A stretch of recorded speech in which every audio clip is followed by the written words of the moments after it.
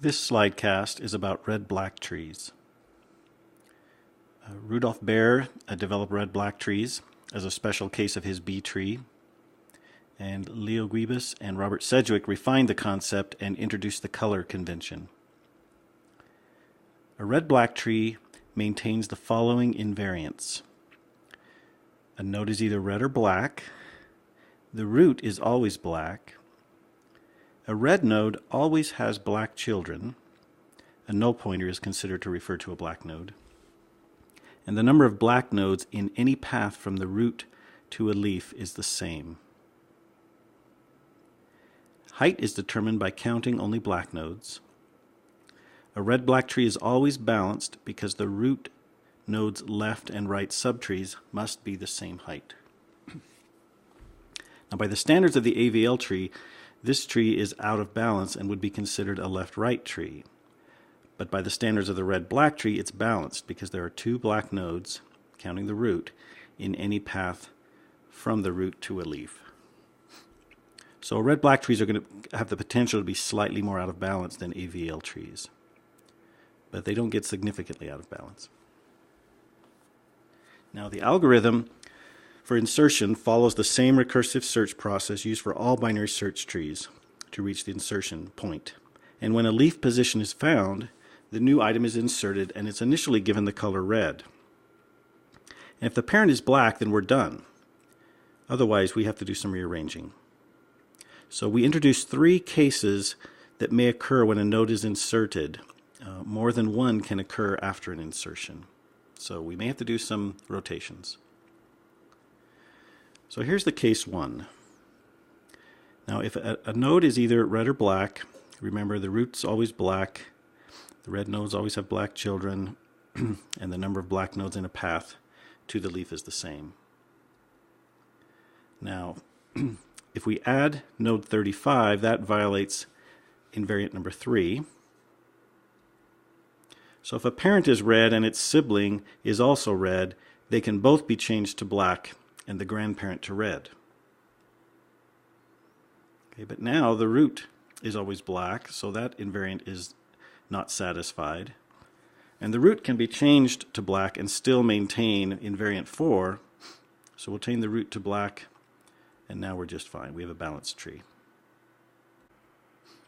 Now in case 2, if we've got the following tree, and we add a new right subchild, so here we again violate invariant 3.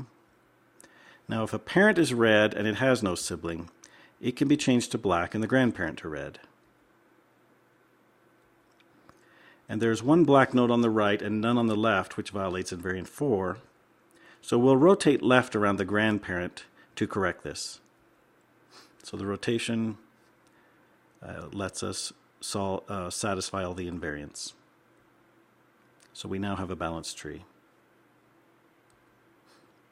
Now for case 3, if we add a left subchild to node 30, again we violate invariant 3. Now if the parent is red, there's no sibling, we can change it to black and the grandparent to red. And then a rotate left does not fix the violation of number 4. Because if we rotate left, here's what we're left with. So we have to back up to the beginning and we don't perform the rotation or change colors. First we rotate right about the parent so that the red child is on the same side of the parent as the parent is to the grandparent. And now we change colors and rotate left. And now we have the tree's balanced. All right, so if the following red-black tree is balanced, satisfies all the 4 invariants. If we add node number 4, this is case 1, where the parent's red, it has a red sibling, they can both be changed to black and the grandparent red, and the problem's now been shifted up the tree. So case 3 is here. We can't change 2 to black because its sibling is already black. Okay, both siblings have to be red unless there's no sibling to do the color change. So we'll rotate left around 2. So we'll get the following. And then we change colors. And now we rotate right around 11 to restore the balance. And we have a balanced tree. So let's build a red-black tree from this sentence that we've used back when we did binary search trees. So for our red-black tree, we add the as a black node, then we add quick. That's what's now when we add brown, that's case 3. So we rotate right, change colors, and then rotate left. Now the tree's balanced. If we add fox, this is case 1. So we change colors, and then we change brown back to black, and our tree's balanced. If we add jumps, that's case 3. So we rotate so that the red child is on the same side of its parent as its parent is to the grandparent. Then we change colors, and we rotate right around quick. Now we add over. This is case 1 again, where the parent's siblings are red. So we change colors. Then we add there's no change needed. When we add lazy, because over and the are both red, we change the parent's sibling and grandparent colors. And then we rotate. We add dog to the tree, and the tree is balanced. To implement the red-black tree, we use our binary tree and binary search tree classes, and red-black tree inherits from BST with rotate, and it has its own insert and erase. And to BT node, we add one other field, an RB node, where we add an indicator to say whether its color is red or not. So false would mean it's black. So here's our RB node class. It adds the isRed field.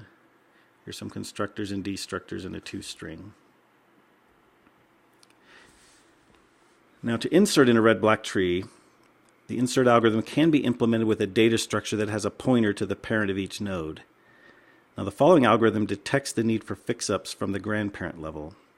And also whenever a black node with 2 red children is detected on the way down, it's changed to red and the children are changed to black. And any resulting problems can be fixed on the way back up. So here's the algorithm for red-black tree insertion.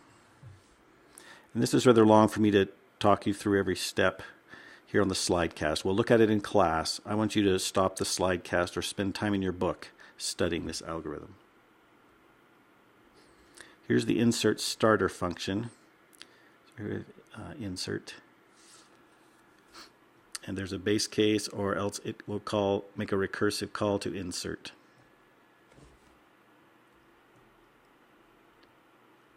And here's more of the recursive insert function.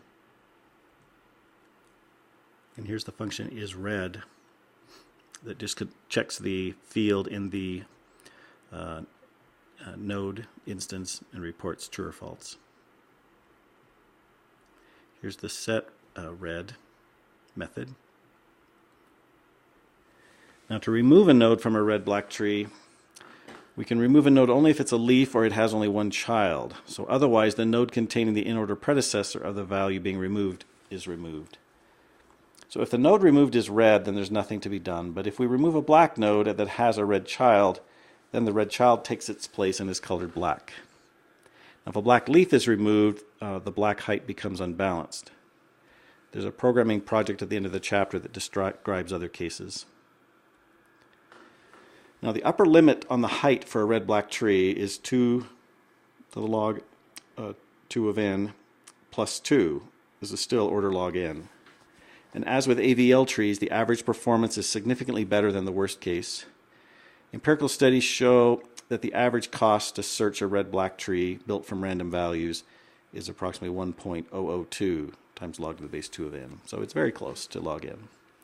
And red-black trees and AVL trees both give performance close to the performance of a complete binary tree. And that brings us to the end of this slidecast.